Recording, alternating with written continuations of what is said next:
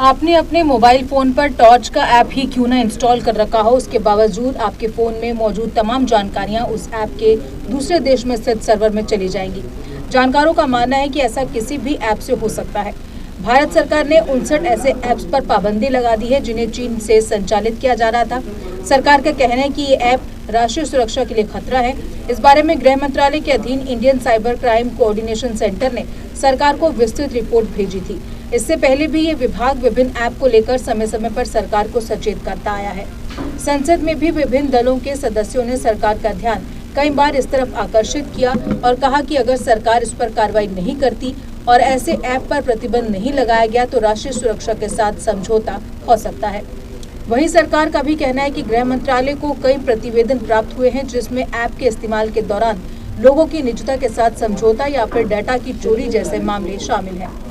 सवाल उठता है कि दस्तावेजों को स्कैन करने वाला ऐप आखिर खतरा कैसे हो सकता है।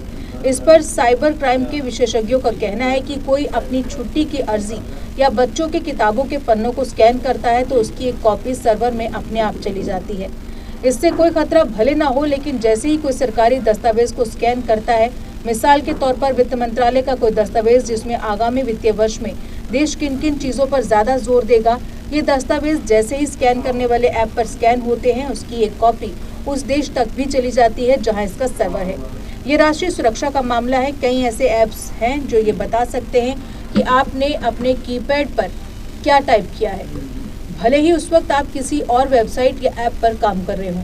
इसी वजह से बैंकों के पासवर्ड और दूसरी महत्वपूर्ण जानकारियां भी साझा हो सकती। डेटा माइनिंग और आर्टिफिशियल इंटेलिजेंस एक बड़ा व्यापार है जो ऐप और वेबसाइट के माध्यम से चलते हैं।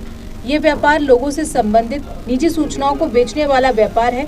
आप अपने मोबाइल फोन से अगर हर सोमवार को दवा मंगवाते हैं या हर शुक्रवार को बाहर से ऑनलाइन खाना ऑर्डर करते हैं या और घर के रोजमर्रा का सामान मंगवाते हैं तो इस जानकारी की प्रोफाइलिंग होती है।